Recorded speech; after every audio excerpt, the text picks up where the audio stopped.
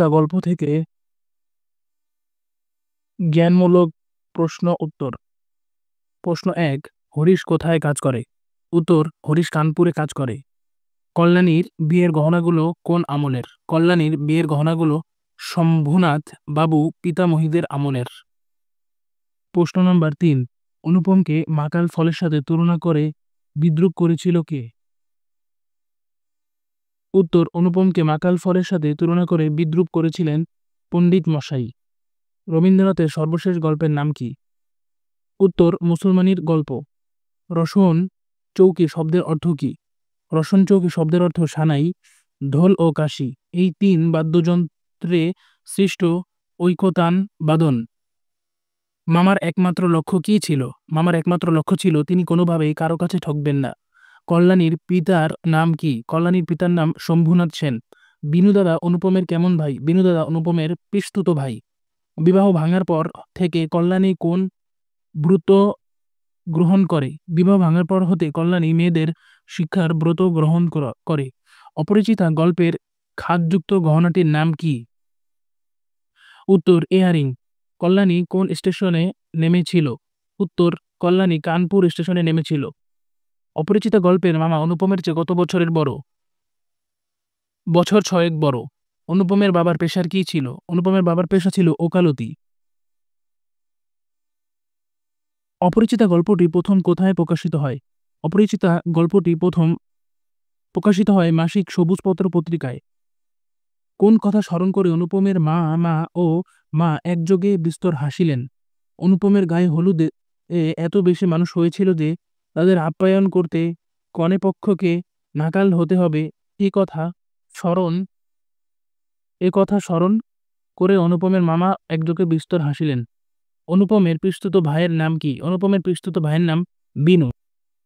অপরিচিতা গল্প থেকে এখন আমরা পড়ব অনুধাবনমূলক প্রশ্ন ও উত্তর। প্রশ্ন নম্বর ১,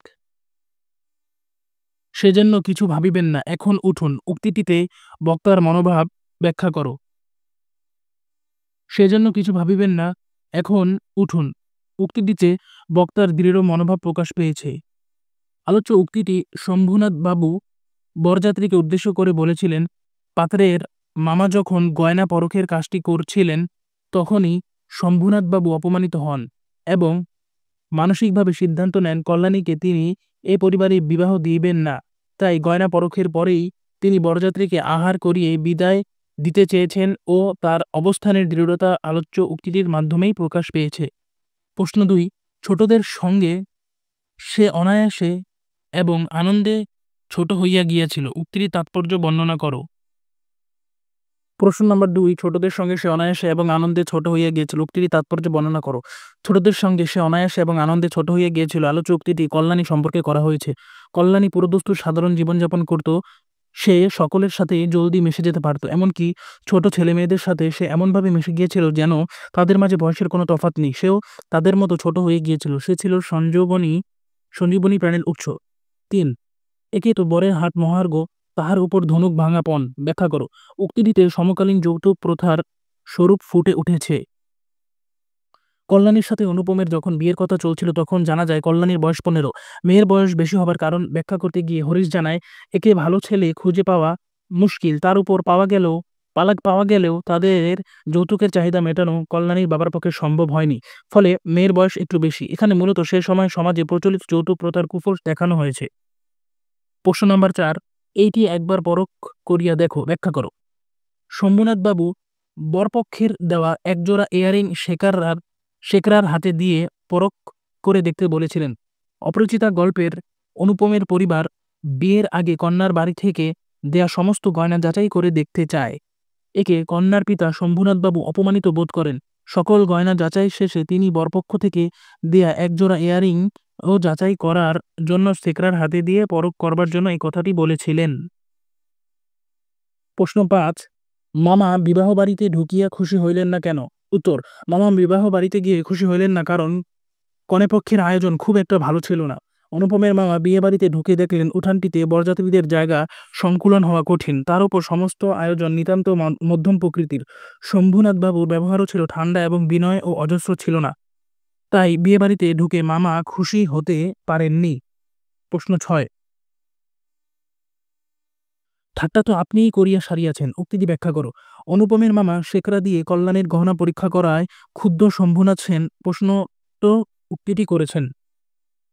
অনুপমের মামা বিয়ের জন্য নির্ধারিত গয়না ঠিকঠাক আছে কিনা তা পরীক্ষা দেখার জন্য বিয়ের আসরে সাথে করে শেকড়া নিয়ে যায় এবং কল্যাণীর শরীর থেকে সমস্ত গহনা খুলে এনে পরীক্ষা করেন। তার এ কাজে শম্ভুনাথ সেন চরম অপমানিত বোধ করেন এবং পরিবারে নিজের মেয়েকে বিয়ে না দেবার সিদ্ধান্ত গ্রহণ করেন। তাই গহনা পরীক্ষা শেষে তিনি বরযাত্রীদের খাইয়ে দাইয়ে গাড়ি ডেকে দিতে বলেন। তার এ কাজ অনুপমের মামা অবাক হয়ে তিনি ঠাট্টা করছেন কিনা জিজ্ঞেস করে শম্ভুনাথবাবু উক্তিটি করেছেন। প্রশ্ন নম্বর ৭, মেয়ের চেয়ে মেয়ের বাপের খবরটাই তাহার কাছে গুরুতর, কথাটি ব্যাখ্যা করো। উত্তর, অনুপমের মামার লোভী মানসিকতার পরিচয় দিতে গিয়ে উক্তিটি করা হয়েছে। অনুপমের জন্য নানা জায়গা থেকে বিয়ের সম্বন্ধ আসলেও তার মামা চান এমন ঘরে ভাগ্নের বিয়ে দিতে যাদের সম্পদ খুব বেশি না থাকলেও যেটুকু আছে সেটুকু মেয়ের জন্য উজাড় করে দিতে দ্বিধাবোধ করবে না। আবার মর্যাদায় একটু নিচু হওয়াতে তারা মাথা উঁচু করে কথাও বলতে পারবে না। তাই মেয়ে থেকে মেয়ের বাপের খবরটাই অনুপমের মামার কাছে বেশি গুরুত্বপূর্ণ। প্রশ্ন নং ৮, এটা আপনাদের জিনিস, আপনাদের কাছেই থাক, এরকম মন্তব্যের কারণ কি? এটা আপনাদের জিনিস, আপনাদের কাছেই থাক মন্তব্যটি শম্ভুনাথ বাবুর। অনুপম কল্যাণীর বিয়ের দিন অনুপমের পরিবার কন্যাপক্ষ থেকে দেয়া গয়না পরখ করে দেখতে শেকড়া নিয়ে আসে। এতে অনুপম কল্যাণী এতে শম্ভুনাথবাবু অপমানিত বোধ করেন। এই গয়নাগুলোর মধ্যে একজোড়া ইয়ারিং ছিল যা পাত্রপক্ষের দেয়া। সেই ইয়ারিংয়েই কেবল ভেজাল পাওয়া যায়। তখন শম্ভুনাথবাবু পরিহাস করে এই মন্তব্যটি করেন। ৯ নং প্রশ্ন, ফল্গুর বালির মতো তিনি আমাদের সমস্ত সংসারটা নিজের অন্তরের মধ্যে শুষিয়া লইয়াছেন, উক্তিটি ব্যাখ্যা করো। অনুপমের মামার চারিত্রিক বৈশিষ্ট্য সম্পর্কে উক্তিটি করা হয়েছে। অনুপমের মামা তার থেকে মাত্র বছর ৬-এর বড় হলেও সংসার সামলানোর সমস্ত কাজ তিনিই করতেন এবং অত্যন্ত দক্ষতার সাথেই করতেন। ফল্গু নদীর বালি যেমন এর সমস্ত জল নিজের মধ্যে শুষে নেয়, অনুপমের মামাও ঠিক তেমনই তাদের সংসারকে নিজের মধ্যে মিশিয়ে নিয়েছিলেন। সংসারের সমস্ত দায় ভার দায়িত্ব পালন তার এই ভূমিকার বিষয়টি উক্তিটি দ্বারা বোঝানো হয়েছে। ১০ নং প্রশ্ন, বাহিরে তো সে ধরা দিলই না, তাহাকে মনেও আনিতে পারিলাম না, ব্যাখ্যা করো। বাহিরে তো সে ধরা দিলই না, তাহাকে মনেও আনিতে পারিলাম না উক্তিটি অনুপমের। অনুপমের সাথে কল্যাণীর বিয়ে ঠিক হওয়া সত্ত্বেও কল্যাণীকে সে বাস্তবে বা ছবিতে কোনোভাবেই দেখেনি। এরপর যখন বিয়ে ভেঙে যায় তখন অনুপমের মনে অস্থিরতা জেগে ওঠে শুধু কল্যাণীকে এক পলক দেখার জন্য। কল্যাণী বাস্তবেও তার জীবনে আসেনি এবং কল্যাণীকেও সে মনের চোখেও দেখতে পায়নি, তাই আক্ষেপ করে অনুপম এই কথাটি বলেছিল। ১১ নং প্রশ্ন, এই তো আমি জায়গা পাইয়াছি, ব্যাখ্যা করো। উক্তিটি দ্বারা কল্যাণীর কাছাকাছি থাকতে পারার সুযোগ লাভের সার্থকতাকে বোঝানো হয়েছে। অনুপমের সাথে কল্যাণীর বিয়ে ভেঙে গেলে সে নারী শিক্ষার ব্রত গ্রহণ করে এবং আর বিয়ে করবে না বলে পণ করে। তাই রেলে কল্যাণীর পরিচয় লাভের পর যখন অনুপম কানপুরে তার কাছে আসে তখন কল্যাণী তাকে বিয়ে করবে না জেনেও অনুপম তার সাথে থাকে, তাকে ছোটখাটো কাজে সাহায্য করে। যদিও কল্যাণীকে সে আপন করে আজও পায়নি, তারপরও এই সামান্য জায়গা পাওয়াকেই অনুপম তার জীবনের চরম সার্থকতা বলে মনে করে। ১২ নং প্রশ্ন, তারপর বুঝিলাম মাতৃভূমি আছে, বুঝিয়ে লেখো। উত্তর, কল্যাণীর চরিত্রে দেশপ্রেমের বিষয়টিকে ইঙ্গিত করে অনুপম উক্তিটি করেছে। অনুপমের সাথে কল্যাণীর বিয়ে ভেঙে গেলে সে আর বিয়ে করবে না বলে পণ করে এবং নারী শিক্ষার ব্রত গ্রহণ করে। নারীদের শিক্ষিত করে তোলার মাধ্যমে কল্যাণী দেশের সামাজিক পরিবর্তনের স্বপ্ন দেখে এবং তার এ লক্ষ্যে সে থাকে অনড়। তার দেশপ্রেমের এমন পরিচয় উপলব্ধি করে অনুপম উক্তিটি করে। ১৩ নং প্রশ্ন, বলিলেন সে কি কথা, লগ্ন কে কেন বলেছিল, প্রসঙ্গ উল্লেখ করে বুঝিয়ে দাও। উত্তর, বিয়ের আনুষ্ঠানিকতা শুরু না করে শম্ভুনাথবাবু বরযাত্রীদের খাইয়ে দিতে চাইলে অনুপমের মামা অবাক দৃষ্টিতে উক্তিটি করেন। কল্যাণীর বাবা তার কথা মতো সব গয়না ঠিকঠাক দিয়েছে কিনা তা পরীক্ষা করতে অনুপমের মামা বিয়ের আসরে শেকড়া নিয়ে যায় এবং কল্যাণীর গা থেকে গয়না খুলে এনে পরীক্ষা করে। এতে শম্ভুনাথবাবু তাদের নিচু মানসিকতার পরিচয় পান এবং এমন ঘরে নিজের মেয়ের বিয়ে না দেবার সিদ্ধান্ত গ্রহণ করেন। তাই গয়না পরীক্ষা শেষ হলে তিনি লগ্নের তোয়াক্কা না করে বরযাত্রীদের খাবার খেয়ে নিতে বলেন। এতে অবাক হয়ে অনুপমের মামা উক্তিটি করেন। বিলাসী গদ্য থেকে জ্ঞানমূলক ও অনুধাবনমূলক প্রশ্ন উত্তর। এডেন কিসের জন্য বিখ্যাত? এডেন সামুদ্রিক লবণ তৈরির জন্য বিখ্যাত। এডেন সামুদ্রিক লবণ তৈরির জন্য বিখ্যাত। নেরার সন্ন্যাসীগিরি ইস্তফার কারণ কি? নেরার সন্ন্যাসীগিরি ইস্তফার কারণ মশার কামড় সহ্য করতে না পারা। এক কথায় মশার কামড় সহ্য করতে না পারা। বিলাসী গল্পে মৃত্যুঞ্জয় কোন ক্লাসে পড়তো? থার্ড ক্লাসে পড়তো। থার্ড ক্লাসে পড়তো। মৃত্যুঞ্জয় থার্ড ক্লাসে পড়তো। বিলাসী গল্পটি প্রথম কোন পত্রিকায় প্রকাশিত হয়? ভারতী পত্রিকায়। ভারতী পত্রিকায় প্রথম প্রকাশিত হয় বিলাসী গল্প। মৃত্যুঞ্জয় কত বিঘার বাগান ছিল? মৃত্যুঞ্জয়ের ২০-২৫ বিঘার বাগান ছিল। মৃত্যুঞ্জয়ের ২০-২৫ বিঘার বাগান ছিল। বিলাসী গল্পের গল্পকথকের নাম কি? গল্পকথকের নাম ন্যাড়া। বিলাসী গল্পের গল্পকথকের নাম ন্যাড়া। বিলাসী গল্পে কোন মোগল সম্রাটের নাম উল্লেখ রয়েছে? বিলাসী গল্পে মোগল সম্রাট হুমায়ুনের নাম উল্লেখ রয়েছে। হুমায়ুনের নাম উল্লেখ রয়েছে। মোগল সম্রাট হুমায়ুনের নাম উল্লেখ রয়েছে। ন্যাড়ার মাদুলি কবচ কবরে দেওয়ার পরে তার কাছে আর কি অবশিষ্ট রইল? ন্যাড়ার মাদুলি কবচ কবরে দেওয়ার পর তার কাছে ছিল শুধু ২০ হরির আজ্ঞা। তার কাছে ছিল ২০ হরির আজ্ঞা। তার কাছে ছিল শুধু ২০ হরির আজ্ঞা। পরবর্তীতে আমরা লক্ষ্য করব অনুধাবনমূলক প্রশ্ন। ঠিক যেন ফুলদানিতে জল দিয়ে ভিজাইয়া রাখা বাসি ফুলের মতো। ব্যাখ্যা করো। বিলাসীর বর্ণনা দিতে গিয়ে ন্যাড়া একথা বলেছিল। মৃত্যুঞ্জয়কে সেবা শুশ্রূষা করে মৃত্যুর হাত থেকে বাঁচিয়ে এনেছিল বিলাসী। মৃত্যুঞ্জয়ের জন্য খাটতে খাটতে বিলাসীর নিজের শরীর রুগ্ন ভগ্ন হয়ে গিয়েছিল, যেন ফুলদানিতে ভিজিয়ে রাখা বাসি ফুলের মতো। হাত দিয়ে স্পর্শ করলেই ঝরে পড়ে যাবে। পরবর্তী প্রশ্ন। অতিকায়ে হস্তি লোপ পাইয়াছে কিন্তু তেলাপোকা টিকিয়া আছে। ব্যাখ্যা করো। অতিকায়ে হস্তি লোপ পাইয়াছে কিন্তু তেলাপোকা টিকিয়া আছে বলতে হিন্দু সমাজের নানাবিধ ব্যবস্থার কোনোরকম টিকে থাকার বিষয়টি বোঝানো হয়েছে। প্রাচীন হিন্দু সমাজের বেশ কিছু নিয়মনীতি বিধি ব্যবস্থা ছিল যা মানুষের স্বাভাবিকভাবে বেঁচে থাকার অধিকারকে হরণ করেছিল। এসব বিধি ব্যবস্থাকে সমাজ থেকে দূর করতে নানা বিপ্লব সংগ্রাম করতে হয়েছিল সে সময়কার মানুষদের। কিন্তু এর মাঝেও কিছু কিছু রীতি এখনো টিকে আছে যাকে তেলাপোকার সাথে তুলনা করা হয়েছে। এমনভাবে টিকে থাকা না থাকবার মতোই। কেবল কেবল প্রচলিত রীতিনীতি আর সমাজের রক্ষণশীলতার জোরে এ সকল প্রথা ও এই কুসংস্কারাচ্ছন্ন সমাজের টিকে থাকা মোটেই গৌরবের কিছু নয়। পরবর্তী প্রশ্ন। স্বদেশের মঙ্গলের জন্য সমস্ত অকাতরে সহ্য করিয়া তাহাকে হিরনীর করিয়া টানিয়া লইয়া চলিলাম। ব্যাখ্যা করো। স্বদেশের মঙ্গলের জন্য সমস্ত অকাতরে সহ্য করিয়া তাহাকে হিরনীর করিয়া টানিয়া লইয়া চলিলাম বলতে বিলাসীকে গ্রাম ছাড়া করার বিষয়টি ব্যক্ত করা হয়েছে। নিচু জাতের মেয়ে হয়েও মৃত্যুঞ্জয়কে বিয়ে করার কারণে গ্রামের সকলে বিলাসীর উপর ক্ষিপ্ত ছিল। একদিন সকলে মিলে তাকে টেনে হিঁচড়ে গ্রাম ছাড়া করতে উদ্যত হয়। এতে তাদের সমাজ শুদ্ধ থাকবে। গল্পের কথকও এই সমাজের কল্যাণ চেয়ে সেই দলে ছিলেন। বিলাসীর দুঃখ দেখে কষ্ট পেলেও সমাজ ও জাতের কাছে তার হাত পা বাঁধা ছিল। এরই পরিপ্রেক্ষিতে আলোচ্য উক্তিটি করা হয়েছে। বিলাসী গল্পে বর্ণিত মৃত্যুঞ্জয়ের বাড়ির পরিবেশ কেমন ছিল? উত্তর। বিলাসী গল্পে বর্ণিত মৃত্যুঞ্জয়ের বাড়ির পরিবেশ ছিল জঙ্গলের মতো। এক কথায় বলতে গেলে জঙ্গলের মতোই। মৃত্যুঞ্জয়ের পরিবার বলতে কেউ ছিল না।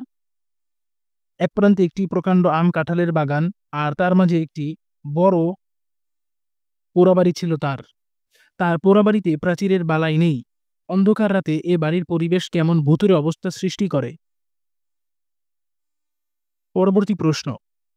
একদিন এই মন্ত্রের সত্য মিথ্যার চরম মীমাংসা হইয়া গেল। উক্তিটি বুঝিয়ে লেখো। একদিন এই মন্ত্রের সত্য মিথ্যার চরম মীমাংসা হইয়া গেল বলতে মন্ত্রের অকার্যকারিতা বোঝানো হয়েছে। সাপুড়েরা বিষ হরির আজ্ঞা হিসেবে বিষ ছাড়াতে একটি মন্ত্র পাঠ করেন। তাদের মতে যা দিয়ে সাপকেও নিয়ন্ত্রণ করা যায়, কিন্তু প্রকৃতপক্ষে এর কোনো সত্যতা নেই। সাপের কামড়ে যখন মৃত্যুঞ্জয় মারা যাচ্ছিল তখন এই মন্ত্র পাঠ করে তার কোনো কাজে আসেনি। মৃত্যুঞ্জয় মৃত্যুবরণ করেন। এতে প্রমাণিত হয় এই মন্ত্র মিথ্যা। পরবর্তী প্রশ্ন। মৃত্যুঞ্জয়ের জাত বিসর্জনের কারণ ব্যাখ্যা করো।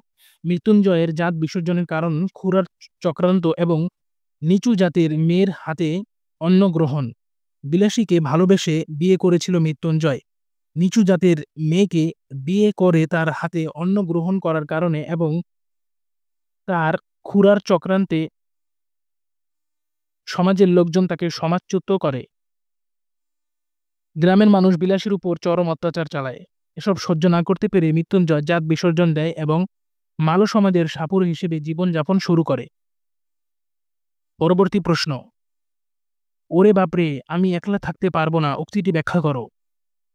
ওরে বাপরে আমি একলা থাকতে পারবো না উক্তিটি ন্যাড়ার এক মৃত আত্মীয়ের স্ত্রীর। মৃত আত্মীয়র এক স্ত্রীর ন্যাড়ার এক মৃত আত্মীয়র স্ত্রীর।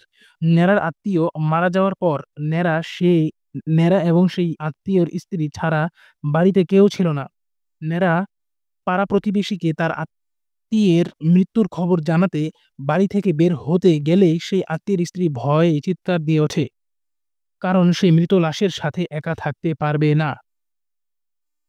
পরবর্তী প্রশ্ন, গ্রামের মধ্যে মৃত্যুঞ্জয়ের ছিল এমনই সুনাম, ব্যাখ্যা করো। নানা প্রয়োজনে গ্রামের মানুষ মৃত্যুঞ্জয়ের সাহায্য নিলেও ভদ্র সমাজে তাকে কেউ মেনে নিতে চায় না, এই বিষয়টি বোঝাতে ব্যঙ্গার্থে উক্তিটি করা হয়েছে। মৃত্যুঞ্জয় ছিল নিঃসঙ্গ একা এক ছেলে। বিশাল আম কাঁঠালের বাগান থাকায় তার আর্থিক সচ্ছলতাও ছিল কিছুটা ভালো, তাই গ্রামের নানা লোক প্রয়োজনে তার কাছ থেকে সাহায্য নিত। গ্রামের তথাকথিত সভ্য সমাজে তারাই আবার তাকে অস্বীকার করত। আলোচ্য উক্তিটি তাই মূলত ভদ্র সমাজে মৃত্যুঞ্জয়ের অগ্রহণযোগ্যতার দিকটিকে প্রতিফলিত করে। আমার পথ প্রবন্ধ থেকে জ্ঞানমূলক ও অনুধাবনমূলক প্রশ্নোত্তর এইচএসসি বাংলা প্রথম পত্র। নিজের সত্যকেই নিজের কর্ণধার মনে জানলে নিজের শক্তির উপর কি আসে? নিজের শক্তির উপর অটুট বিশ্বাস আসে। নিজের শক্তির উপর অটুট বিশ্বাস আসে। নিজের শক্তির উপর অটুট বিশ্বাস আসে। কে বাইরের গোলামি থেকে রেহাই পায় না?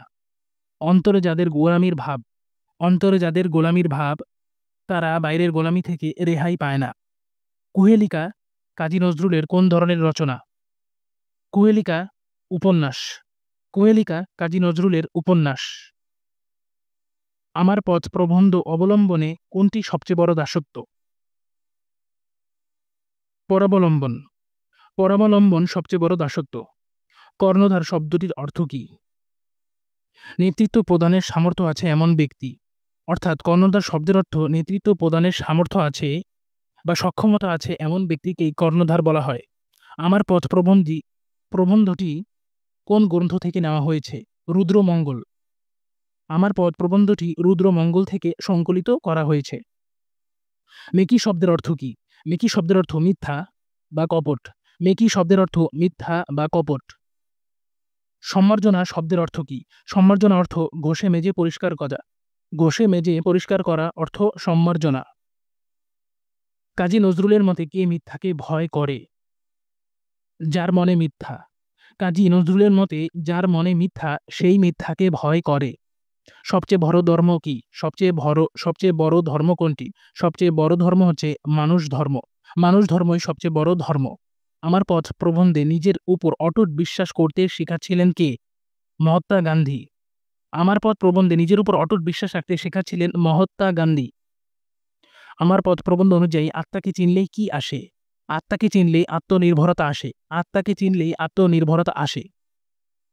কুর্নিশ শব্দের অর্থ কি? কুর্নিশ শব্দের অর্থ অভিবাদন বা সম্মান প্রদর্শন। আমার পথ প্রবন্ধে লেখক কাকে সালাম জানিয়েছেন? তার সত্যকে সালাম জানিয়েছেন। আমার পথ প্রবন্ধে আমার পথ আমাকে কি দেখাবে? আমার পথ আমাকে আমার সত্য দেখাবে। আমার পথ আমাকে আমার সত্য দেখাবে। কাজী নজরুল বাঙালি পল্টনে যোগ দেন কত সালে? 1917 সালে। 1917 সালে কাজী নজরুল বাঙালি পল্টনে যোগ দেন। কাজী নজরুল ইসলাম কত বছর বয়সে দুরারোগ্য ব্যাধিতে আক্রান্ত হন? 43 বছর বয়সে। অর্থাৎ 1942 সালে 43 বছর বয়সে। 1942 সালে 43 বছর বয়সে কাজী নজরুল দুরারোগ্য ব্যাধিতে আক্রান্ত হন। পরবর্তীতে আমার পথ প্রবন্ধ থেকে অনুধাবনমূলক প্রশ্নোত্তর। একেই বলে সবচেয়ে বড় দাসত্ব, ব্যাখ্যা করো। একেই বলে সবচেয়ে বড় দাসত্ব বলতে পরাবলম্বনকে বোঝানো হয়েছে। নিজেকে চিনে নিজেই নিজেকে পথ দেখাতে পারলে, অর্থাৎ নিজেই নিজেকে পথ দেখাতে পারলে মানুষ আত্মনির্ভরশীল হতে পারে, কিন্তু তা না করলে আমরা সর্বদা অন্যের উপর নির্ভরশীল হয়ে থাকি। সহায়ককে যদি কেউ একমাত্র অবলম্বন ভাবে সেখানেই চরম ভুলটি হয়। এই পরাবলম্বনই মানুষকে নিষ্ক্রিয় করে দেয়। সে সর্বদা দাসত্বের মনোভাব নিয়েই বাঁচে। পরবর্তী প্রশ্ন, আমি সে দাসত্ব থেকে সম্পূর্ণ মুক্ত, ব্যাখ্যা করো। আমি সে দাসত্ব থেকে সম্পূর্ণ মুক্ত বলতে কবি সত্য মিথ্যের বিভেদ করে নিজের সত্যকে চিনতে পারার শক্তি প্রকাশ করেছেন। কবি কখনো কারো বাণীকে বেদবাক্য হিসেবে মেনে নেননি। প্রমাণ ছাড়া তিনি কখনো কারো কথা বিশ্বাস করেন না। সত্যকে সত্য এবং মিথ্যাকে মিথ্যা বলবার সাহস তার কাছে আছে, কারণ তিনি আত্মনির্ভর, নিজেকে চিনেন, পরাবলম্বনকে প্রশ্রয় দেন না। তিনি এই দাসত্ব থেকে মুক্ত। ওরকম বিনয়ের চেয়ে অহংকারের পৌরষ অনেক ভালো। প্রাবন্ধিকের এই উক্তির কারণ ব্যাখ্যা করো। উত্তর, ওরকম মিথ্যা বিনয়ের চেয়ে অহংকারের পৌরষ অনেক ভালো বলতে কবি যেকোনো অবস্থায় সত্যকেই প্রাধান্য দিতে বলেছেন। মানুষ যখন নিজেকে চিনে, নিজের সত্যকে পথ প্রদর্শক মেনে এগিয়ে যায়, তখন অনেকেই একে দম্ভ হিসেবে নেয়। কিন্তু লেখকের মতে সরলতা দেখাতে গিয়ে মিথ্যা বিনয় প্রকাশ করার কোনো প্রয়োজন নেই। বেশি বিনয় অনেক সময় সত্যকে অস্বীকার করে ফেলে, যা মানুষকে ছোট করে ফেলে। তাই তার মতে এমন বিনয়ের চেয়ে অহংকারের পৌরষ অনেক ভালো। যার ভিতরে ভয়, সেই বাইরে ভয় পায়, ব্যাখ্যা করো। উত্তর, নজরুলের মতে মানুষের অন্তরে মিথ্যার ভয় না থাকলে বাইরের ভয় মানুষকে কাবু করতে পারে না। সত্যই মানুষের প্রাণ প্রাচুর্যের উৎস বিন্দু। তাই নিজের সত্যকে চিনতে পারলেই মানুষ অসাধ্য সাধন করতে পারে। অপরদিকে যার মনে মিথ্যা, সেই মিথ্যাকে ভয় করে। নিজের বিশ্বাস আর সত্যকে না চিনলে মানুষ পরনির্ভরশীল ও ব্যক্তিত্বহীন হয়ে পড়ে। তার মনে গোলামির ভাব তৈরি হয়, আর এই গোলামির মনোভাব তাকে ধ্বংসের পথে নিয়ে যায়। মানুষ ধর্মই সবচেয়ে বড় ধর্ম উক্তির তাৎপর্য কি? ধর্ম, মত, পথের ভেদাভেদ ভুলে সকল মানুষকে সমান হিসেবে গণ্য করাকেই লেখক মানুষ ধর্ম হিসেবে আখ্যায়িত করেছেন। মানুষে মানুষের সম্প্রীতির বন্ধন গড়ে তুলতে, তাদেরকে ঐক্যবদ্ধ করতে লেখক ধর্ম ও মতের পার্থক্যকে ভুলে সকল মানুষকে সমান চোখে দেখতে বলেছেন। মানুষ মানুষকে শ্রদ্ধা করলে, একে অপরের প্রতি সহনশীল হলে সম্প্রীতিময় ও শান্তিপূর্ণ মানব সমাজ গড়ে তোলা সম্ভব হবে, আর এর মাধ্যমেই মানুষ ধর্মের মহিমা বিকশিত হবে। পরবর্তী প্রশ্ন, কবি নিজেকে অভিশাপ রথের সারথি বলে অভিহিত করেছেন কেন? প্রাবন্ধিক নিজেকে অভিশাপ রথের সারথি বলেছেন কারণ সমাজ পরিবর্তন করতে তিনি নিজেই রথচালক তথা সারথির আসনে বসেছেন। সমাজের নিয়ম পাল্টাতে গেলে বাধার সম্মুখীন হতে হয়, সমাজ রক্ষকদের আক্রমণের শিকার হতে হয়। একথা জেনেও নজরুল তার বিশ্বাসকে প্রতিষ্ঠিত করতে চেয়েছেন। সকল অন্যায়ের বিরুদ্ধে তিনি অভিশাপ হয়ে আবির্ভূত হয়েছেন। পরবর্তী প্রশ্ন, যে নিজের ধর্মের সত্যকে চিনেছে, সে কখনো অন্য ধর্মকে ঘৃণা করতে পারে না, উক্তির ব্যাখ্যা করো। এখানে কাজী নজরুল সকল ধর্মের প্রতি শ্রদ্ধাবোধের বিষয়টি ফুটিয়ে তুলেছেন। কোনো ব্যক্তি যদি নিজ ধর্মের প্রতি প্রকৃত বিশ্বাস স্থাপন করে, তবে সে অন্য সকল ধর্মে কোনো বৈষম্য বা ভেদাভেদ টেনে আনবে না।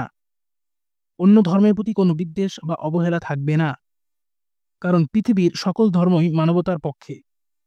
তাই মনুষ্যত্ববোধ জাগ্রত করতে পারলে এক ধর্মের সঙ্গে অপর ধর্মের বিরোধ মিটে যাবে।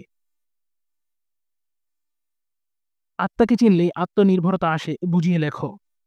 আত্মাকে চিনলেই আত্মনির্ভরতা আসে বলতে প্রাবন্ধিক বুঝিয়েছেন নিজেকে চিনলে, নিজের সত্যকে নিজের কর্ণধার মনে জানলে নিজের শক্তির উপর অটুট বিশ্বাস আসে। আবার বলছি, আত্মাকে চিনলেই আত্মনির্ভরতা আসে বলতে প্রাবন্ধিক বুঝিয়েছেন নিজেকে চিনলে, নিজের সত্যকেই নিজের কর্ণধার মনে জানলে নিজের শক্তির উপর অটুট বিশ্বাস আসে। অর্থাৎ এক কথায় নিজের শক্তির উপর অটুট বিশ্বাস আসে।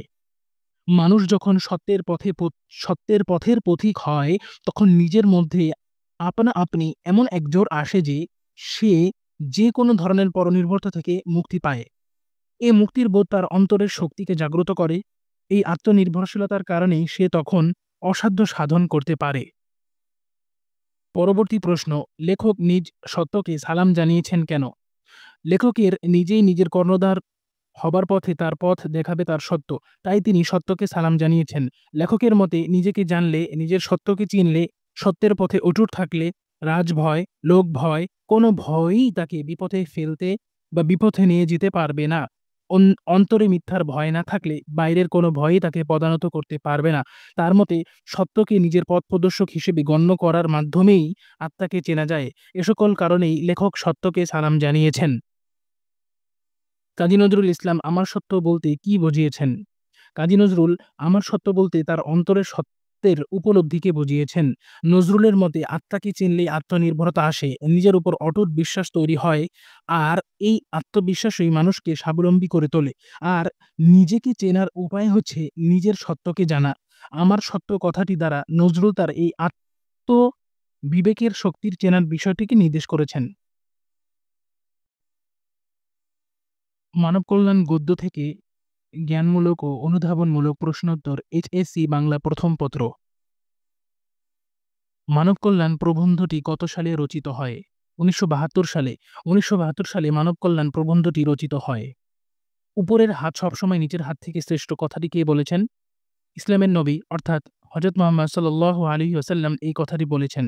হযরত মুহাম্মদ সাল্লাল্লাহু আলাইহি সাল্লাম বলেছেন, উপরের হাত সবসময় নিচের হাত থেকে শ্রেষ্ঠ। আমাদের প্রচলিত ধারণা আর চলতি কথায় মানব কল্যাণ কথাটা অনেকখানি কি অর্থে ব্যবহৃত হয়? অনেকখানি সস্তা আর মামুলি অর্থে। এক কথায় বলতে গেলে অনেকখানি সস্তা ও মামুলি অর্থে এ কথাটি ব্যবহার হয়। রেশনাল শব্দের অর্থ কি? বিচার বুদ্ধি সম্পন্ন। রেশনাল শব্দের অর্থ কি? বিচার বুদ্ধি সম্পন্ন। তুমি অধম, তাই বলি আমি উত্তম হইব না কেন? উক্তিটি করেছেন কে? উক্তিটি বঙ্কিমচন্দ্র চট্টোপাধ্যায়ের। উক্তিটি বঙ্কিমচন্দ্র চট্টোপাধ্যায়ের। জাতিকে কি হিসেবে গড়ে তুলতে হবে? জাতিকে আত্মমর্যাদা সম্পন্ন করে গড়ে তুলতে হবে। জাতিকে আত্মমর্যাদা সম্পন্ন করে গড়ে তুলতে হবে। মানব কল্যাণের প্রাথমিক সোপান কি?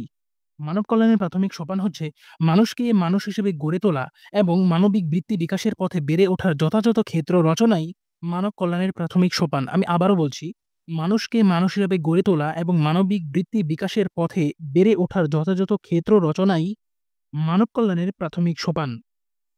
সত্যিকার মানব কল্যাণ কিসের ফসল? মহৎ চিন্তা ভাবনার ফসল। সত্যিকারের মানব কল্যাণ মহৎ চিন্তা ভাবনার ফসল। পরবর্তীতে মানব কল্যাণ মানব কল্যাণ গল্প থেকে আমরা অনুধাবনমূলক প্রশ্নোত্তর দেখব। সত্যিকারের মানব কল্যাণ মহৎ চিন্তা ভাবনার ফসল, এ কথাটির মর্মর্থ কি? সত্যিকার মানব কল্যাণ মহৎ চিন্তা ভাবনার ফসল বলতে বোঝানো হয়েছে মহৎ চিন্তার বাস্তবায়নই প্রকৃত মানব কল্যাণ। মানব কল্যাণ বলতে আমরা মানুষের সার্বিক কল্যাণের প্রয়াসকে বুঝি। এই কল্যাণ করতে গিয়ে কোনোভাবেই যেন মানব মর্যাদাকে ক্ষুণ্ণ করা না হয়, সেই বিষয়টির দিকে লক্ষ্য রাখা জরুরি। এই বিষয়টি মাথায় রেখে যারা অন্যের কল্যাণ করতে চান, তারাই প্রকৃত মানুষ। এদেশের মহৎ প্রতিভাবানরা সবাই মানবিক চিন্তা আর আদর্শের উত্তরাধিকার রেখে গেছেন।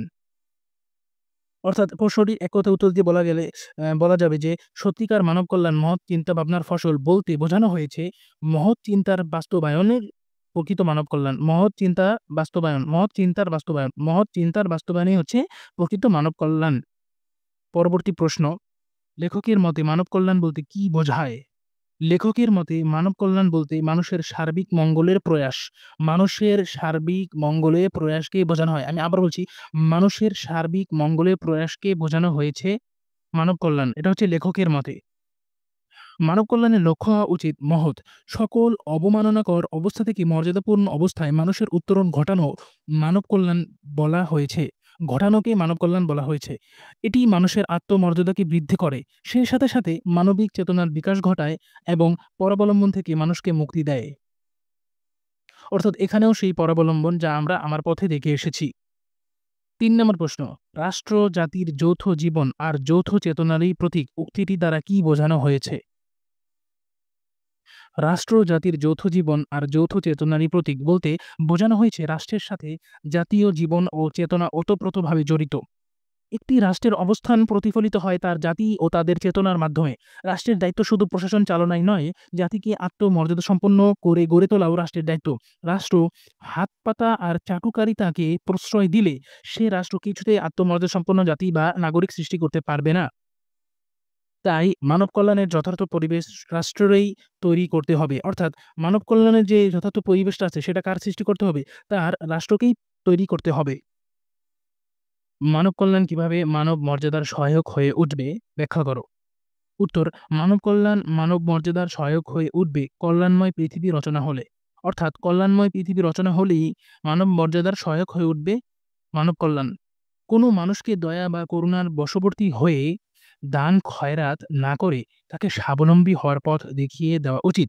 অর্থাৎ দান খয়রাত করবা, ঠিক আছে, কিন্তু এর পাশাপাশি স্বাবলম্বী হওয়ার পথ দেখিয়ে দেওয়া উচিত।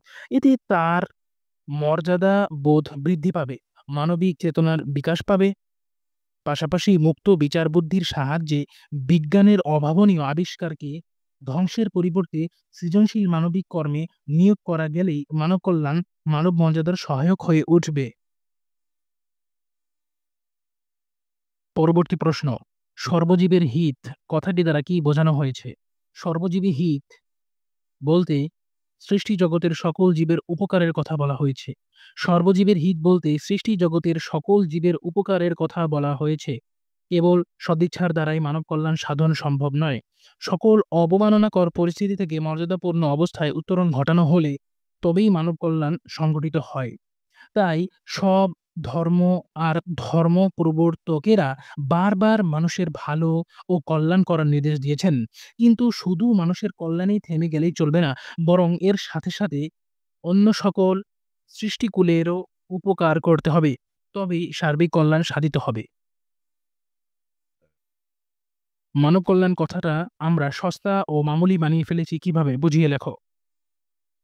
উত্তর, দান খয়রাত ও মানব কল্যাণকে এক মনে করে আমরা মানব কল্যাণ কথাটাকে সস্তা ও মামুলি বানিয়ে ফেলেছি। মানব কল্যাণ বলতে আমরা অনেকেই দান খয়রাত বা কাঙালি ভোজনের মতো কাজকর্মকে বুঝে থাকি। যারা এ সকল কাজ করে তাদেরকে আমরা বাহবা দেই, উৎসাহ দেই, কিন্তু এটি প্রকৃত মানব কল্যাণ নয়। মানব কল্যাণ মানুষকে অবমাননাকর পরিস্থিতি থেকে মর্যাদার দিকে নিয়ে যায়, কিন্তু আমরা এর প্রকৃত অর্থ অনুধাবনে ব্যর্থ হয়ে এক মুষ্টি ভিক্ষা দেওয়াকে মানব কল্যাণ বলে মনে করছি। আর এভাবেই মানব কল্যাণ কথাটাকে আমরা সস্তা ও মামুলি বানিয়ে ফেলেছি। উপরের হাত সবসময় নিচের হাত থেকে শ্রেষ্ঠ, ব্যাখ্যা করো। উপরের হাত সবসময় নিচের হাত থেকে শ্রেষ্ঠ উক্তিটি ইসলামের নবী হযরত মুহাম্মদ মুস্তাফা সাল্লাল্লাহু আলাইহি ওয়াসাল্লাম এর। এখানে উপরের হাত মানে কি? উপরের হাত মানে হচ্ছে দাতা, অর্থাৎ যে দেয়, যে হাত তুলে উপর থেকে অনুগ্রহ বর্ষণ করে। আর নিচের হাত মানে গ্রহীতা, অর্থাৎ যে গ্রহণ করে, যে হাত পেতে গ্রহণ করে। মনুষ্যত্ব আর মানব মর্যাদার দিক থেকে অনুগ্রহকারীরা আর অনুগৃহীতের মধ্যে যে আকাশ পাতাল তফাৎ, সেই বিষয়টি প্রশ্নোক্ত উক্তিটিতে ফুটে উঠেছে, অথবা প্রশ্নোক্ত উক্তির দ্বারা প্রকাশ পায়। মাসপিসি গল্প থেকে জ্ঞানমূলক ও অনুধাবনমূলক প্রশ্নোত্তর, এইচএসসি বাংলা প্রথম পত্র। মাসপিসি গল্পটির লেখক কে? মানিক বন্দ্যোপাধ্যায়। মাসপিসি গল্পটির লেখক মানিক বন্দ্যোপাধ্যায়। মানিক বন্দ্যোপাধ্যায়ের পিতৃপ্রদত্ত নাম কি? প্রবোধ কুমার বন্দ্যোপাধ্যায়। মানিক বন্দ্যোপাধ্যায়ের পিতৃপ্রদত্ত নাম প্রবোধ কুমার বন্দ্যোপাধ্যায়। ছেলের মুখ দেখে পাষাণ নরম হয় উক্তিটি কার? ছেলের মুখ দেখে পাষাণ নরম হয় উক্তিটি মাসিপিসি গল্পের পিসির। মাসিপিসি গল্পের পিসির। ছেলের মুখ দেখে পাষাণ নরম হয় উক্তিটি মাসিপিসি গল্পের পিসির। হাতে দুটো পয়সা এলে কার স্বভাব বদলে যায়? হাতে দুটো পয়সা এলে কৈলাসের স্বভাব বদলে যায়। কৈলাসের স্বভাব বদলে যায় হাতে দুটো পয়সা এলে। সালতি কি? সালতি হচ্ছে তালকাঠের সরু ডোঙা বা নৌকা। তালকাঠের সরু নৌকাকে বলা হয় সালতি। মাসিপিসি গল্পে উল্লিখিত বাবুর নাম কি? গোকুল। মাসিপিসি গল্পে উল্লিখিত বাবুর নাম গোকুল। পাতা শূন্য শুকনো গাছটায় কারা বসেছে? শকুনরা এসে বসেছে। পাতা শূন্য শুকনো গাছটায় শকুনরা এসে বসেছে। খুনসুটি রাখো দিকি কৈলেশ তোমার উক্তিটি কার? খুনসুটি রাখো দিকি কৈলেশ তোমার উক্তিটি মাসির। মাসিপিসি গল্পের চৌকিদারের নাম কি? চৌকিদারের নাম কানাই। কানাই হচ্ছে চৌকিদারের নাম। মানিক বন্দ্যোপাধ্যায় কত বছর বেঁচে ছিলেন? ৪৮ বছর। ৪৮ বছর বেঁচে ছিলেন মানিক বন্দ্যোপাধ্যায়। পরবর্তীতে মাসিপিসি গল্প থেকে অনুধাবনমূলক প্রশ্ন উত্তর। আহ্লাদী স্বামীর বাড়ি যেতে চায় না কেন? স্বামীর অত্যাচারের ভয়ে আহ্লাদী স্বামীর বাড়ি যেতে চায় না। মাসিপিসি গল্পের আহ্লাদী স্বামীর নির্মম নির্যাতনের শিকার পিতৃমাতৃহীন এক অসহায় তরুণী। সে শ্বশুরবাড়িতে তার স্বামী যোগুর হাতে প্রতিনিয়ত নির্মম নির্যাতনের শিকার হয়। যোগু আহ্লাদীকে পেট শুকিয়ে লাথি ঝাঁটা মারে, কলকোপরের ছেঁকা দেওয়া, খুঁটির সাথে দড়ি দিয়ে বেঁধে রাখাসহ নানান রকম শারীরিক নির্যাতন করত। তার এই অকাথ্য নির্যাতন সহ্য করতে না পেরে মাসিপিসির কাছে এসে আশ্রয় নেয় আহ্লাদী এবং তার স্বামীর বাড়িতে পুনরায় ফিরে যেতে চায় না। বুড়ো রহমান ছলছল চোখে তাকায় আল্লাদির দিকে। ব্যাখ্যা করো। আল্লাদির দিকে তাকিয়ে নিজের মেয়ের কথা মনে করে বৃদ্ধ রহমানের চোখে জল চলে আসে। বৃদ্ধ রহমানের মেয়ে কিছুদিন আগে শ্বশুরবাড়িতে মারা গিয়েছে। মেয়েটি কিছুতেই শ্বশুরবাড়িতে যেতে চায়নি। অনেক কেঁদেছে। তবু তার ভালোর কথা চিন্তা করে জোর করে তাকে পাঠিয়ে দেওয়া হয়েছিল। যদিও আল্লাদির সাথে তার মেয়ের চেহারার কোনো মিল নেই, বয়সেও ছিল সে আল্লাদির থেকে ছোট, তবুও আল্লাদির ফ্যাকাশে চেহারায় সে তার নিজের মেয়ের ছাপ দেখতে পায়। পরবর্তী প্রশ্ন, মোরা নয় মরব, পিসির এই উক্তি কিসের ইঙ্গিত বহনকারী? কানাইকে সতর্ক করে দেবার জন্য পিসি উক্তিটি করেছে। মোরা নয় মরব। আল্লাদির উপর গোকুলের কুদৃষ্টি পড়লে সে দারোগার সাথে মিলে চক্রান্তে লিপ্ত হয়। নিজ লালসা চরিতার্থ করার জন্য সে কানাইকে দিয়ে মাসিপিসিকে ডেকে পাঠায় এবং গ্রামের গুন্ডা বদমাশের দিয়ে আল্লাদিকে তুলে আনতে পাঠায়। কিন্তু মাসিপিসি তাদের এই চক্রান্ত বুঝতে পারে এবং কানাইয়ের সাথে যেতে অস্বীকৃতি জানায়। সে জোর করলে মাসিপিসি দা বটি উঠিয়ে কানাইয়ের দলকে পিছু হটতে বাধ্য করে এবং তাদেরকে সতর্ক করে দেয় যে আল্লাদিকে রক্ষা করতে তারা যেমন লড়াই করতে পারে, ঠিক তেমনই নিজেদের জীবন বিসর্জনও দিতে পারে। ছেলের মুখ দেখে পাষাণ নরম হয়। এখানে পাষাণ কথাটি কি বোঝানো হয়েছে? পাষাণ কথাটি দ্বারা কি বোঝানো হয়েছে? এক কথায় বলতে গেলে নির্দয় স্বামীকে বোঝানো হয়েছে। এখানে পাষাণ কথাটি দ্বারা হৃদয়হীন, নির্দয় স্বামীকে বোঝানো হয়েছে। অর্থাৎ যার মাঝে কোনো দয়া মায়া নেই, দয়া মায়াহীন। আল্লাদির মতো তার পিসিও ছিল স্বামীর নির্মম নির্যাতনের শিকার। কিন্তু সন্তান কোলে আসতেই সেই নিষ্ঠুর স্বামী কোমল হৃদয়ের মানুষে পরিণত হয়। তাই পিসি আল্লাদিকে বোঝায় যে স্বামী যতই ক্রূর হোক না কেন, সন্তানের মুখ দেখলে সে আর নিষ্ঠুর থাকতে পারে না। অতি সন্তর্পণে তারা বিছানা ছেড়ে ওঠে। কাদের সম্পর্কে এবং কেন বলা হয়েছে? উত্তর, মাসিপিসির সম্পর্কে উক্তিটি করা হয়েছে। কানাই চৌকিদার ও তার সাথের লোকজনকে তাড়িয়ে দেবার পরও মাসিপিসি নিশ্চিন্ত হতে পারে না। তাদের সন্দেহ হয় যে ওরা আবার আসতে পারে। তাই মাসিপিসি সম্ভাব্য আক্রমণের প্রস্তুতি নিতে বিছানা ছেড়ে ওঠে। কিন্তু বিছানায় আল্লাদি ঘুমাচ্ছিল। তার ঘুমে যেন ব্যাঘাত সৃষ্টি না হয়, এ কারণেই তারা অতি সন্তর্পণে বিছানা ছেড়ে ওঠে। পরবর্তী প্রশ্ন, নিজেকে তার ছ্যাঁচড়া নোংরা নর্দমার মতো লাগে কার, কেন? নিজ মাসিপিসির উপর নির্ভরশীল হয়ে বেঁচে থাকার কারণে আল্লাদির নিজেকে ছ্যাঁচড়া নোংরা নর্দমার মতো মনে হয়। স্বামীর অত্যাচার সহ্য করতে না পেরে আল্লাদি বাবার বাড়ি এসে আশ্রয় নেয়। কলেরায় মা বাবা মারা গেলে তার দায়িত্ব নেয় মাসিপিসি। নিজেদের শত সীমাবদ্ধতার মাঝেও তারা আল্লাদিকে আগলে রাখে। তাকে সাথে নিয়েই মাসিপিসি তাদের ব্যবসার কাজে পরিচালনা করে। কিন্তু মাসিপিসির আড়ালে থেকেও সে টের পায় মানুষ কিভাবে তাকে নোংরা দৃষ্টিতে দেখে। তরিতরকারির মতো তাকেও কিনতে চেষ্টা করে। তাদের এই অশ্লীল দৃষ্টির আড়ালে আল্লাদির নিজেকে ছ্যাঁচড়া নোংরা নর্দমার মতো মনে হয়। যুদ্ধের আয়োজন করে তৈরি হয়ে থাকে মাসিপিসি। ব্যাখ্যা করো।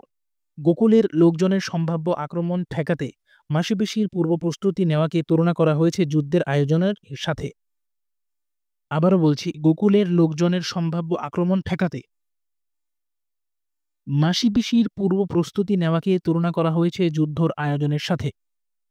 লালসা উন্মত্ত জোতদার, দারোগা ও গুন্ডা বদমাশরা আল্লাদিকে তুলে নিতে এলে মাসিপিসি গ্রামবাসীর সহযোগিতার মাধ্যমে তাদের প্রতিহত করে। কিন্তু তাদের পুনরায় আক্রমণের সম্ভাবনা প্রবল। তাই মাসিপিসি পানিতে কম্বল চুবিয়ে রাখে, হাতের কাছে দাবটি এনে রাখে, যাতে তারা আবারও আক্রমণ করলেও প্রতিহত করতে পারে। তাদের এ পূর্ব প্রস্তুতিকে লেখক যুদ্ধের পূর্ব প্রস্তুতি হিসেবে বর্ণনা করেছেন। রেইনকোট গদ্য থেকে জ্ঞানমূলক ও অনুধাবনমূলক প্রশ্ন উত্তর। প্রথম প্রশ্ন, রেইনকোট গল্পে আসমা কে? রেইনকোট গল্পে আসমা নুরুল হুদার স্ত্রী। রেইনকোট গল্পে ইসহাক কে? রেইনকোট গল্পে ইসহাক হলো প্রিন্সিপালের পিয়ন। অফিসের জন্য কয়টি আলমারি কেনা হয়েছিল? অফিসের জন্য 3টি আলমারি কেনা হয়েছিল। কার জন্য নুরুল হুদাকে এক্সট্রা তটস্থ থাকতে হয়? মুক্তিযুদ্ধের শ্যালক মিন্টুর জন্য নুরুল হুদাকে এক্সট্রা তটস্থ থাকতে হয়। অর্থাৎ এক কথায় বলতে গেলে শ্যালক মিন্টুর জন্য রেইনকোট গল্পে পিয়নের নাম কি? ইসহাক মিয়া। রেইনকোট গল্পে উল্লিখিত ঢাকা কলেজের প্রিন্সিপালের নাম কি? ডক্টর আফাজ আহমদ।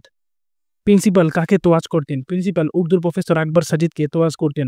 রেইনকোট গল্পটি কত সালে প্রকাশিত হয়? 1995 সালে প্রকাশিত হয়। রেইনকোট গল্পের উর্দুর প্রফেসরের নাম কি? আকবর সাজিদ। নুরুল হুদা কোন বিষয়ের লেকচারার ছিলেন?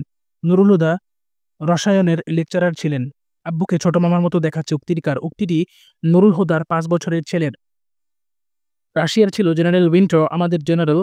শূন্যস্থানে কি হবে? মনসুন। মিসক্রিয়েন্ট শব্দের অর্থ কি? দুষ্কৃতকারী। মিসক্রিয়েন্ট শব্দের অর্থ দুষ্কৃতকারী। পরবর্তী প্রশ্ন, বর্ষাকালেই তো যুদ্ধ কথাটি কে বলেছিল? কথাটি বলেছিল কুলির ছদ্মবেশে আসা মুক্তিযোদ্ধা। আপকি আভি কহ সকতা। আভি কহ সকতা উক্তিটি কার? উক্তিটি কলেজের পিয়ন ইসহাক মিয়ার। মিলিটারি পান্ডা কোথায় বসেছিল? সিংহাসন মার্কা চেয়ারে। প্রিন্সিপালের সিংহাসন মার্কা চেয়ারে বসেছিল। সেই চোখ ভরা ভয়, কেবল ভয়। রেইনকোট গল্পে কোন চোখের কথা বলা হয়েছে? উত্তর হবে এখানে বাস বাস থেকে তাড়াহুড়া করে নামা ক্রিমিনাল টাইপের লোক দুজনের মধ্যে সর্দার গোছের লোকটির চোখের কথা বলা হয়েছে। রেইনকোট গল্পটি কার লেখা? আখতারুজ্জামান ইলিয়াসের। রেইনকোট গল্পের কথকের নাম কি? কথকের নাম নুরুল হুদা। পরবর্তীতে রেইনকোট গদ্য থেকে অনুধাবনমূলক প্রশ্ন উত্তর। ঢাকা বোর্ড 2023 সালে এসেছিল। প্রথম প্রশ্ন, ওই ঘরে আজকাল সহজে কেউ ঘেঁষে না, কেন? উত্তর, ওই ঘরে আজকাল সহজে কেউ ঘেঁষে না বলতে ডক্টর আফাজ আহমেদের ঘরকে বোঝানো হয়েছে। কলেজের পাশে প্রিন্সিপালের কোয়ার্টারের পাশে মিলিটারি ক্যাম্প হওয়ার কারণে ক্লাস বন্ধ, তবে শিক্ষকদের হাজিরা দিতে হয়। স্টাফ রুমে মুক্তিযোদ্ধাদের পক্ষে আলোচনা হলেও ডক্টর আফাজের রুমে মুক্তিযোদ্ধাদের বিরুদ্ধে কথা বলা হতো এবং তাদের পতন নিয়ে ভবিষ্যৎবাণী করত। তাই এই ঘরে আজকাল সহজে কেউ ঘেঁষে না। রাশিয়ায় ছিল জেনারেল উইন্টার, আমাদের জেনারেল মনসুন। উক্তিটি বিশ্লেষণ করো। রাশিয়ায় ছিল জেনারেল উইন্টার, আমাদের জেনারেল মনসুন বাক্যটির মাধ্যমে মুক্তিযুদ্ধের সময় মুক্তিযোদ্ধাদের জন্য বর্ষা ঋতুর সহায়ক ভূমিকা প্রকাশ পেয়েছে। আবহাওয়াজনিত কারণে বাংলায় প্রবল ঝড় বৃষ্টি হয় বর্ষা ঋতুতে, যার সাথে পাক হানাদার বাহিনী নিজেদের মানিয়ে নিতে পারছিল না, ফলে তাদেরকে মুক্তিযোদ্ধাদের পাশাপাশি প্রবল ঝড় বৃষ্টি আর বর্ষা ঋতুর সাথে লড়তে হয়েছিল। ঠিক যেমনইভাবে দ্বিতীয় বিশ্বযুদ্ধের সময় প্রচণ্ড শীতের কারণে জার্মান বাহিনী রাশিয়ার কাছে বিপর্যস্ত হয়েছিল। পরবর্তী প্রশ্ন, ঠান্ডা হাওয়ার ধাক্কা রেইনকোটের তাপে গরম হয়ে ওঠার কারণ কি? উত্তর, ঠান্ডা হাওয়ার ধাক্কা রেইনকোটের তাপে গরম হয়ে উঠেছিল আতঙ্কে। বাস চলতে চলতে এমন এক স্থানে এসে দাঁড়ায় যেখানে বাইরের দিকে একটি নির্মাণাধীন মসজিদ ছিল। এই মসজিদের ছাদের দিক তাকিয়ে নুরুল হুদার মনে পড়ে ক্র্যাকডাউনের রাতে ভোর হলেই মিলিটারি গুলিতে এই মসজিদের মুয়াজ্জিন ছাদ থেকে পড়ে গিয়েছিল। এই ঘটনা মনে হতেই তার শরীরে তাপমাত্রা বেড়ে গিয়েছিল আতঙ্কে, কারণ সেই ঘটনার প্রত্যক্ষদর্শী ছিল সে। পরবর্তী প্রশ্ন, ক্র্যাকডাউনের রাত বলতে কি বোঝায়? উত্তর, ক্র্যাকডাউনের রাত বলতে 25শে মার্চের কালো রাতকে বোঝানো হয়েছে। 71 সালের 25শে মার্চ দিবাগত রাতে পাকিস্তানি সেনাবাহিনী ঢাকায় ভয়াবহ ধ্বংসযজ্ঞ ও গণহত্যা পরিচালনা করে। এ রাতে তারা শত শত নিরীহ নিরস্ত্র বাঙালিকে নির্মমভাবে হত্যা করে। গল্পে ক্র্যাকডাউনের রাত বলতে এই রাতকে বোঝানো হয়েছে। পরবর্তী প্রশ্ন, ভালোই হলো তোমার গোড়ালি পর্যন্ত ঢাকা পড়েছে, পায়েও বৃষ্টি লাগবে না, উক্তিটি ব্যাখ্যা করো। উক্তিটি নুরুল হুদার স্ত্রী আসমার। কলেজের ভেতর গ্রেনেড হামলার ঘটনার প্রেক্ষিতে পাকিস্তানি হানাদার বাহিনী কলেজের সকল শিক্ষককে তলব করলে, অর্থাৎ ডাক দিলে, সেখানে নুরুল হুদারও ডাক পড়ে। সে সময় বাইরে প্রবল বৃষ্টি হচ্ছিল। এই বৃষ্টিতে ছাতায় কুলোতো না। নুরুল হুদার স্ত্রী তার ভাই মিন্টুর রেইনকোট তাকে পরতে দিয়েছিল।